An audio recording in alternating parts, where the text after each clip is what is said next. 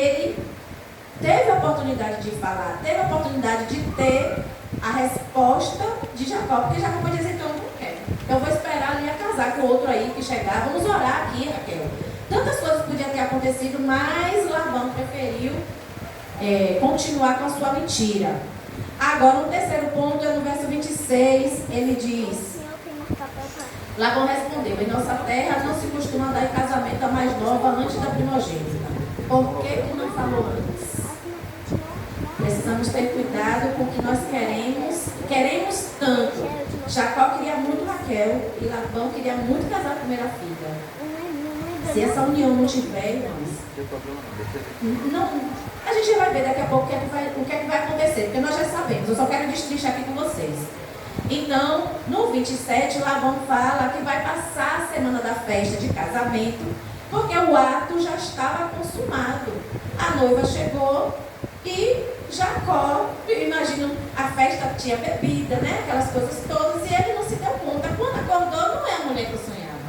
Não foi a mulher que eu trabalhei 7 anos. E agora? Então Labão vem e dá uma ajeitadinha aqui. Peraí, não tem nada perdido. Você fica com Lia e Raquel você casa. Depois que passar uma semana de festa do casamento, você casa com ela e trabalha mais 7 anos aí pra mim.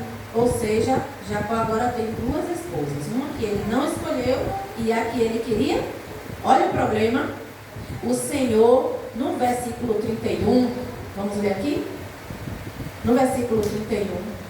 Quando o Senhor viu que Lia era desprezada, fez com que ela fosse fecunda, ao passo que Raquel era estéril. Jacó escolheu Raquel, mas a palavra está dizendo que o Senhor escolheu Lia. E agora, irmãos, aqui está a segunda escolha por Lia que Deus fez para Jacó. E quando eu me pego nessa leitura, eu fico imaginando, Senhor, quantos casamentos, quantos problemas nós procuramos porque sonhamos e queremos aquela devida pessoa e o Senhor dá sinais para a gente que não é por ali. Ah, mas eu gostei demais. O coração do homem é enganoso. Eu não sei o motivo, porque a Bíblia não diz qual foi a razão de Deus não conceder a Jacó exatamente aquilo que ele queria, do jeito que ele queria. A Bíblia não diz. Mas eu digo a vocês que o que o Senhor escolher para mim e para você é o melhor. E aqui eu fico ainda esperando o Senhor naquele primeiro perguntar, meu Deus, eu não entendi, porque até lá se ele me der uma explicação bíblica, né? Eu lendo mais um pouquinho, mas eu não consigo entender. E aí começa o objetivo da mensagem. No versículo 32, a Bíblia diz que Lia engravidou pela primeira vez. Ou seja, a escolha de Deus para que a mulher que ele casou, que ele escolheu, desse o primeiro filho para Jacó. Observe que a diferença de casamento de uma para a outra é de 7 dias. Então poderia sim as duas terem engravidado no mesmo período, diferença aí de 7 dias talvez. Mas Lia engravidou. E agora, Lia, ela quando teve o primeiro filho, ela disse que Deus tinha ouvido a aflição dela, porque ela passar 9 meses grávida do homem e ele querendo que a outra ficasse grávida. Pense aí, ou é a outra também sendo sua irmã, perturbando, não, também vou, Deus também é comigo, porque se fez com você também vai fazer comigo. E aí no 33 diz que Lia fica grávida de novo, e nada de Raquel ficar grávida. Digamos aí que passou 9 meses, mais um resguardo aí de 40 dias, mais um tempo aí de tantos dias, 1 ano e 6 meses. Digamos, aí olha o sofrimento de Raquel. E agora Lia fica grávida de novo. E aí Lia diz, eu era desprezada, então o Senhor viu que eu era desprezada e me deu outro filho e eu vou chamar de Siquém. O primeiro filho Rúben, o segundo Siquém. No versículo 34 diz que ficou grávida ainda outra vez e teve o terceiro filho, chamou de Levi. E ela disse assim, agora com 3 filhos, meu marido não olha para mim, meu gente. Estou abençoada por Deus. E não aconteceu nada de diferente, gente. Já pensou? Digamos que seja no mínimo 3 anos casada e ali não sentir o amor de seu marido. Olha o sofrimento que um pai fez uma filha passar por causa de uma omissão, por causa de uma meias-verdades.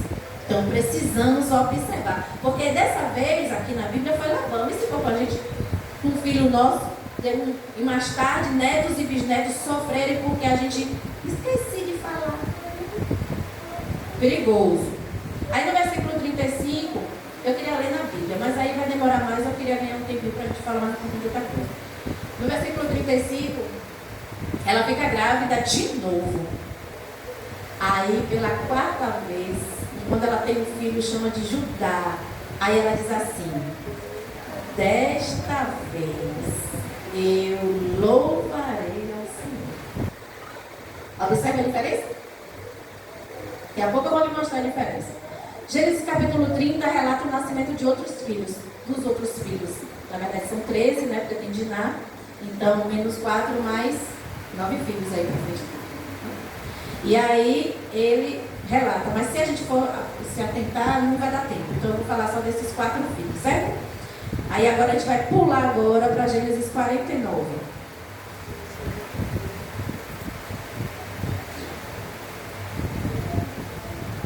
O tempo passou, seus 13 filhos cresceram, aconteceram muitas coisas. Do 29 até o 39, se os irmãos pararem para ler, vai ser muito bom, porque eu vou entender mais ou menos mais ainda do que eu estou falando. Mas até o 49, que Jacó percebe que está ali perto de morrer, ele ali chama seus filhos e diz: eu vou dar bênção para vocês. Era comum os pais naquela época, quando perceberam que estava chegando o seu momento de dormir, né? Dormir com seus pais.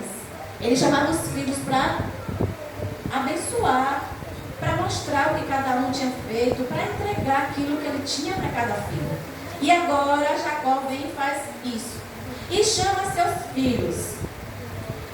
Rúben. Aí ele começa: você é o meu primogênito, minha força e as primícias do meu vigor, o mais excelente em dignidade e o mais excelente em poder, impetuoso como a água, você não será o mais. Aqui Jacó está tirando o direito de primogenitura de Rúben. Mas Rúben fez algo. Rúben, ele dormia com a concubina de Jacó, chamada Bila. Porque quando Raquel viu que não dava filhos, que não estava engravidando, ela entregou a sua serva, chamada Bila, para ter um filho com ele. E esse filho, aí depois a gente vai ver os nomes todos, né? E é ali, provavelmente, Jacó amando mais Raquel, não tinha mais olhos para outras pessoas, apesar de que Bila teve 2 filhos com Jacó. Mas, mais uma vez, pela atenção que Jacó dava para sua amada, provavelmente, eu não estou dizendo que é isso, eu não li na Bíblia ainda, ele não dava atenção nem para Lia, nem para Bila. E por isso, imagino eu que Rúben, valoroso, vigoroso, todo vigor, ali estava tendo um relacionamento com sua madrasta, digamos assim. E por isso Jacó nunca revelou que observava o que estava acontecendo. Porque não era de importância dele. Na verdade, a Bíblia não relata que ele estava vendo ou que ele se incomodava. Se fosse outra pessoa com Raquel, talvez ele ficasse mais incomodado. Mas não aconteceu assim. Mas no momento da entrega da bênção, ele lembrou, ele falou, aliás, para Rúben, que ele, vou ler aqui, né, para a gente entender. Impetuoso como a água, você não será mais o excelente, porque subiu ao leito de seu pai e o profanou. Você profanou a minha cama. Literalmente pode não ter acontecido na cama de Jacó, mas a representação. Então ele profanou, ele não respeitou a autoridade de pai que Jacó tinha. E ali no momento da bênção, ele perdeu. Primogenitura, perdeu tudo. Perdeu o direito, irmãos. Ele tinha, igual a gente tem a salvação, mas às vezes a gente não quer. E aí Jesus disse pra gente, sabe o que? Naquele grande dia, muito vai dizer, ó, não profetizou em meu nome. Eu profetizei, Senhor, no seu nome, eu curei muitas pessoas. Eu não conhecia você não. Olha aqui o que Jacó está dizendo para a gente. Temos cuidado com o que fazemos, porque o Senhor pode não estar falando diretamente para mim e você, mas naquele grande dia Ele vai dizer, pode entrar, pode entrar. Isso aqui para mim, perigosíssimo, perigosíssimo. A gente achar que é crente, está tudo bem, nunca está vendo, nunca. Vamos ter cuidado, irmãos, em nome de Jesus. Isso é para mim um choque assim que vocês nem imaginam. Não dizer porquê, Jacó não chamou a atenção dele antes, não é isso que eu escrevi aqui, eu não sei dizer porquê. Mas aqui vai chegar o texto, que é como eu falei, que Jesus falou. Pode ser que, não entremos. Preferimos às vezes fazer o errado, sabendo que está errado. E o Senhor não se agrada dessas coisas, e no momento certo, e só pode ser às vezes, pode ser que Ele esteja esperando só naquele grande dia. A degeneração de caráter manifesta atos baixos e pode destituir para sempre de posições de liderança. Às vezes nós não estamos buscando o Espírito Santo de Deus, estamos fazendo do nosso jeito, porque eu tenho 10 anos, eu tenho 15 anos, sei fazer assim, sei mais do que o pastor, a associação não pode falar. E muito cuidado, a liderança, porque Deus Ele não perdeu o controle de nada da sua igreja. E às vezes nós estamos dormindo. Liderança, se o Senhor colocou liderança para nós, observemos lá. Por quê?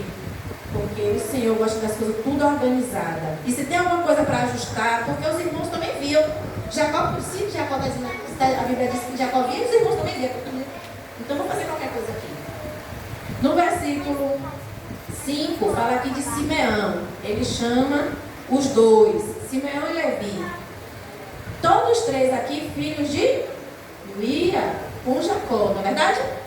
Chama aqui, vem cá, meu filho. Vocês são irmãos, e as suas espadas são instrumentos de violência.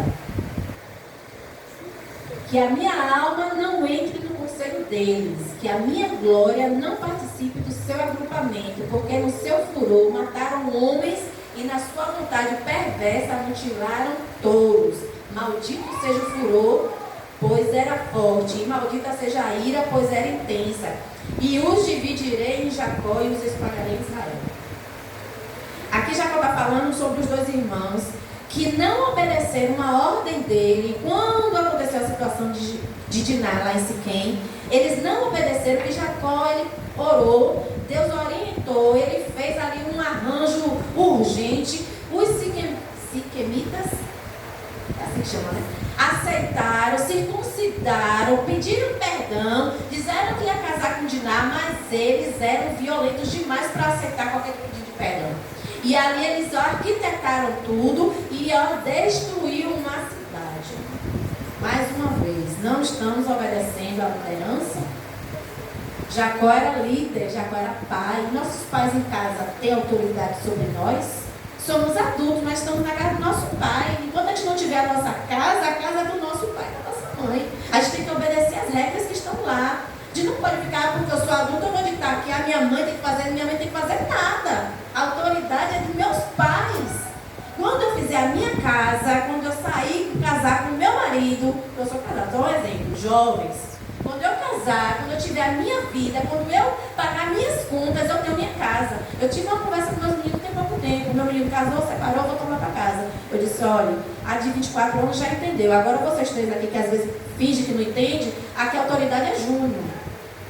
Eu não falo uma palavra hoje diferente do que Júnior fala. Eu falo, filho, hoje eu não falo uma palavra, irmãos. Eu tive que aprender isso aqui na nossa igreja, orientação da criança. Quando você se une com o seu esposo, o filho fica apertando a mente da gente para não fazer uma coisa, não faz outra. Não faz assim não, irmãos. Que Deus ele não gosta disso, porque quando a gente separa, divide o pensamento, às vezes eu não quero fazer como o Júnior falou. Eu tenho certeza que às vezes ele também não quer fazer como o que eu falei. Eu filho, vamos fazer desse jeito. Ele não quer, mas pela união de nós dois, eles os que estão morando em casa, observam e eles tá bom, minha menina, já sei que eu não vou falar que ele não. Entendeu, irmãos? Meu pai não vai gostar, não vai deixar mesmo. Pois é, porque se eu falei, ele vai acatar o que eu falei. Filho não vai, pode conversar, podemos juntos os dois, os pais, conversar com os filhos e decidir diferente. Mas entre nós dois, o filho não pode de jeito nenhum mudar nossa forma de reagir a casa, irmãos. Porque o Senhor Jesus, ele não está nessa casa. Fica parecendo que o menino vai ali, eles vão casar. casar, vão embora e a gente vai ficar de mal com o nosso marido, irmãos. Vigiar com essas coisas. E hoje o Senhor tem me orientado. E a gente, se eu soubesse o que era casamento, primeira vez, eu não tinha me separado a primeira vez, irmãos. Eu não tinha, eu tenho certeza que o Júnior também não. Porque a gente às vezes não sabe o que é casamento e deixa a filha gerir a nossa vida conjugal. Primeiro pai e filho. Desculpa, mãe e pai. Depois o filho, porque eles crescem e a gente fica de mal um com o outro, porque o filho faz isso e aquilo outro. Não, Jesus não quer isso não, irmãos. Aqui Jacó, no versículo 5, Jacó pronuncia a maldição contra os 2 filhos, devido a esse episódio de desobediência lá em Siquém. Precisamos estar atentos ao que o Senhor está falando com a nossa igreja, nossos pais, nossos pastores. Ai, mas é muito chato, todo mundo sabe, todo mundo tem a mesma coisa, vai repetir de novo. E já fez isso. E nananã. Agora veio no Michel da Criança, tem a escola cristã de férias, amanhã eu encerro lá. Crianças da cozinha. Teve pessoas que amaram, porque já fizeram de novo. Gente, pelo amor de Deus. Vamos lá, é só abrir o coração, porque Jesus está voltando. E cada vez que a gente murmura, parece que a gente atrasa mais. E a gente não fica feliz na terra, não, irmãos. Irmãos, uma coisa, nós estamos aqui, nós não somos moradores daqui. Porque quando a gente, por um exemplo, eu quero ir para os Estados Unidos, eu preciso pegar uma autorização no meu passaporte, mas eu tenho que ser uma boa cidadã onde? Pronto, para eu ir para o céu, o passaporte já está pago, já está carimbado, não está? Só estou esperando Jesus voltar para levar. Mas o passaporte está carimbado, a passagem está paga. Só está dizendo, espere aqui o dia que eu vou te dizer qual é o dia. É só isso, irmãos. O resto já está pronto. A casa lá já está pronta. E a gente fica aqui agoniado, porque aqui é meu, aqui não é nada, irmão. Deixa aí tudo. Não vou dizer que a gente vai ficar aqui agora. Não, a gente não precisa entregar tudo ainda. Mas vai ter um momento que a gente vai precisar se desprender. Porque o Senhor Jesus está voltando e a gente está pregando isso, mas não está querendo viver. Eu me pego às vezes pensando, Jesus tem misericórdia de mim, viu? Para os levitas, essa maldição teve uma natureza condicional. Deixa eu ver a hora aqui. Já pegou o celular? Vamos seguir então. Os levitas tiveram um posicionamento diferente. Quando aconteceu lá no Sinai, que todo mundo foi adorar o bezerro de ouro lá, porque estava todo mundo desesperado, porque Moisés estava lá no monte, os levitas disseram, não tem nada a ver com isso não. Então, ali a maldição, essa maldição que Jacó lançou sobre ele, foi quebrada. Nós podemos sim viver isso que os levitas viveram, porque nós, quando tomamos posição do lado de Jesus, essas maldições proferidas para nossos pais, nossos avós, ali não se quebra, ali não faz mais parte. Às vezes a gente até carrega aquele texto, porque minha mãe, porque meu pai, mas acabou. Aí tem Êxodo 32, 26, Levítico 25, Deuteronômio 10 e Deuteronômio 33, do 8 ao 11, diz que Moisés profere uma bênção sobre os levitas. Então ali aconteceu, lá Jacó, eles ainda eram jovens, e agora lá depois Moisés vem e lança uma bênção. Mas aqui a bênção não é por causa do homem, porque ele era bonzinho, não. Entende? Mas foi por causa da obediência. Então a gente às vezes pensa que eu sou boazinha, sou filha de Deus. E às vezes não funciona. Porque foi fiel, os levitas foram designados para cuidar do tabernáculo e auxiliar os sacerdotes. Maldições e bênçãos divinos estão muitas vezes condicionadas ao comportamento humano. Muitas vezes. Não quer dizer que se o Senhor quiser fazer qualquer coisa, independe do que eu fizer, do que você fizer. Mas tem alguns momentos que o Senhor, Ele vai sim condicionar o meu e o seu comportamento, e essa foi uma delas. Havendo arrependimento e obediência, pode haver a mudança de consequências. Por exemplo, o rei Josias. O rei Josias era uma criança, mas ele, mesmo sendo criança, teve informações, orientações, e ele fez o que era correto aos olhos do Senhor. Mesmo ele sabendo que ele, como rei, poderia agir como seus antepassados, ele preferiu obedecer ao Senhor. E assim nós também podemos falar. Agora eu vou falar de Judá para a gente encerrar, amém? É o nosso quarto filho. O quarto filho de Jacó. Judá, versículo 8 do capítulo 49. Judá, os seus irmãos o louvarão, a sua mão estará sobre o pescoço dos seus inimigos, os filhos de seu pai se inclinarão diante de você. Judá é um leãozinho, da presa você subiu, meu filho. Ele se agacha e se deita como um leão e como uma leoa. Quem despertará? O cetro não se afastará de Judá, nem o bastão sairá de entre os seus pés, até que venha Siló, e a ele obedecerão os povos. Ele amarrará o seu jumentinho à vide e o filho da sua jumenta à videira mais excelente. Lavará as suas roupas no vinho e a sua capa em sangue de uvas. A bênção aqui é otorgada para ajudar a gente, como eu falo disso, eu sinto assim, o Senhor é maravilhoso. Tem aqui, ele concede o direito da primogenitura que foi tirada de Rúben. Então, quando Deus ele tira algo, tira alguém daquela posição que está fazendo errado, ele coloca outra pessoa, mas a obra dele continua. Não depende de mim, de você, da minha vontade, se eu estou com... E ali, Judá toma a posição de primogênito. As bênçãos prometidas a Abraão, em suma, vieram as nações e chegou em Judá. Agora, pela semente da mulher, a gente sabe lá em Gênesis, que ia esmagar a cabeça da serpente. Olha, começou a semente agindo. Então, de que forma? Primeiro foi dito que os seus descendentes governariam os seus irmãos. Os descendentes de Judá governariam os irmãos, os primeiros que ele estava falando, não é?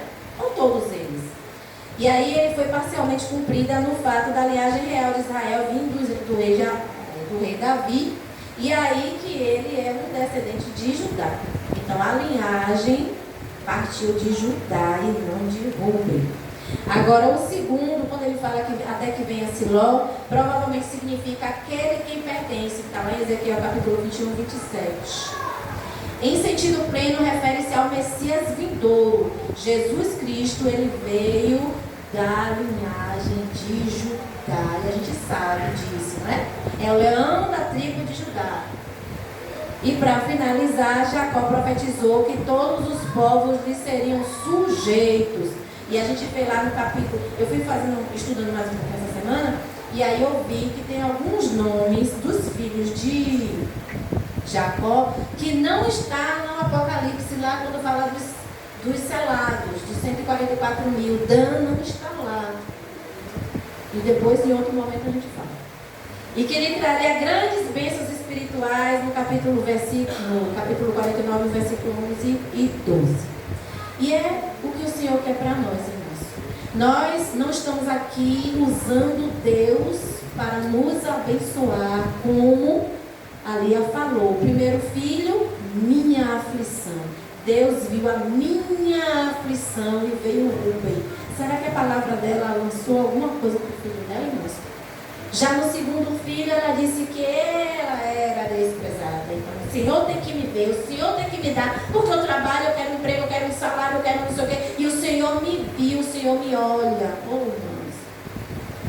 E agora, de Levi, ela disse que Deus, ele tinha, que o marido iria se unir a ela. E veio Levi, todos três, que ela proferiu palavras para ela, irmãos, perderam a sua posição de primeiros filhos de Jacó. Eu não sei qual vai ser o sentimento, porque eles vão me falar isso lá na glória, mas eu quero conversar muito com eles sobre isso, viu, irmãos? De verdade. Tem coisas que minha mente é assim. Mas aí, quando ela ficou grávida da quarta vez, que ela disse, ela falou, desta vez, eu louvarei ao Senhor. Eu não sei o que foi que aconteceu nesses anos para que Judá recebesse o direito de primogenitura. Amém? Que o Senhor ele venha nos despertar e que nós saibamos, lembremos-nos sempre que o Senhor não perde o controle. Se passaram aqui muitos anos, mas o Senhor lembrou de cada um na hora de receber a bênção. E que nós não percamos as nossas bênçãos. Amém? Que o Senhor fique conosco, né? E que saibamos louvar o Senhor em qualquer circunstância. Amém.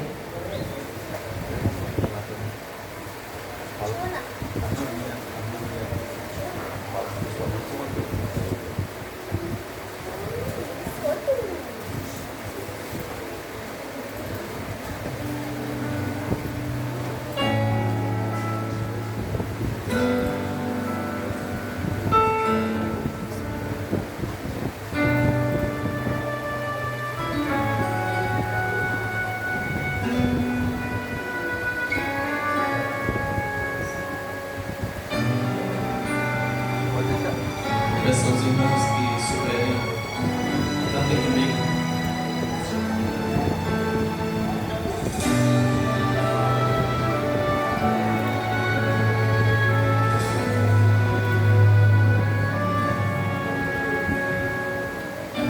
Foram tantos sofrimentos, sem explicação, nos detalhes do seu rosto eu vejo a solidão, lágrimas a rolar, não há como evitar. Será que alguém feriu com palavras teu coração?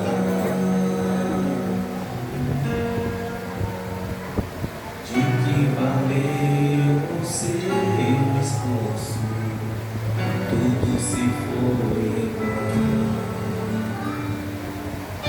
E ao voltar você se sente sem lá, sem direção.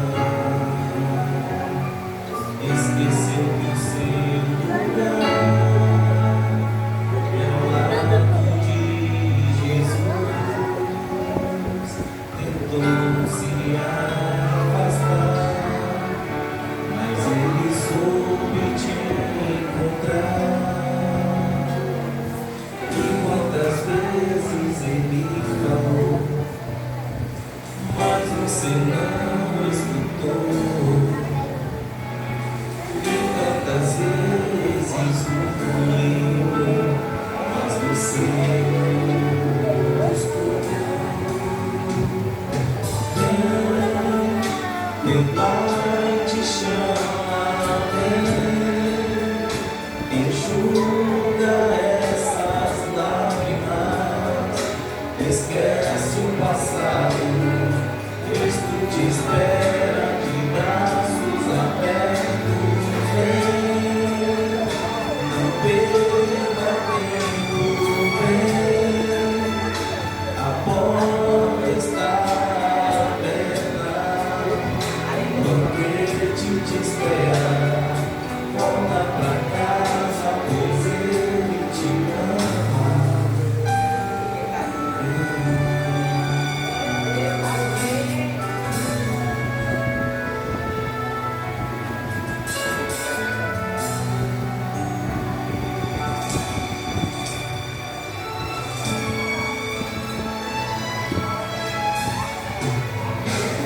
E quando a dor invade a alma, não dá pra suportar.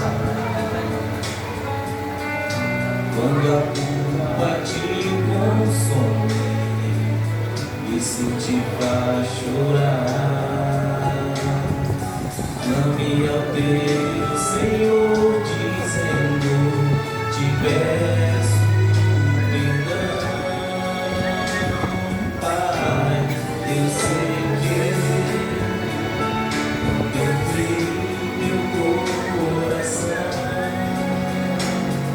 e quando longe ele te avistar, ele correndo vai te abraçar. Volta pra casa, volta depressa, pois aqui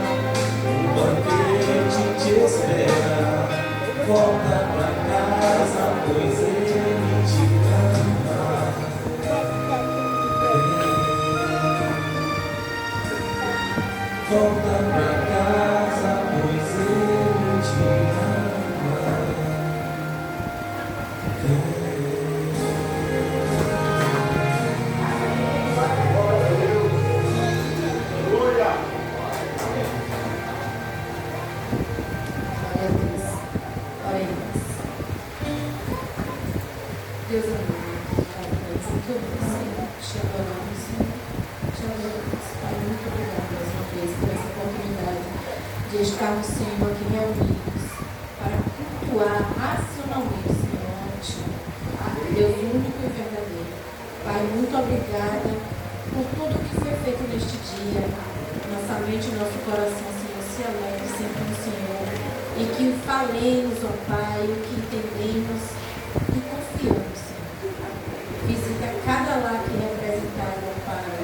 Aqueles que têm ainda o pensamento cambaleando, ó Pai, se não qualquer dúvida, Senhor, participar nesta manhã, ó Pai, para que saiamos assim, fortes, com a certeza, Senhor, de que estamos no caminho, Senhor, porque Tu és o caminho. Mais uma vez, Senhor, te agradecemos por todas as pessoas que se envolvem na Tua obra, Senhor, assim apressando a Tua volta. Que os nossos corações, Senhor, estejam sempre alegres em fazer a Tua vontade, mesmo sem a nossa vontade, Senhor, às vezes sem saber, nós façamos a Tua vontade para a Tua glória, Senhor. Mais uma vez, nos despede na Tua presença, Senhor. Se o Senhor não voltar, até semana que vem nós estaremos juntos, Senhor. Reunidos para Te adorar. Nós Te agradecemos e Te pedimos tudo, Pai, no nome de Jesus. Amém.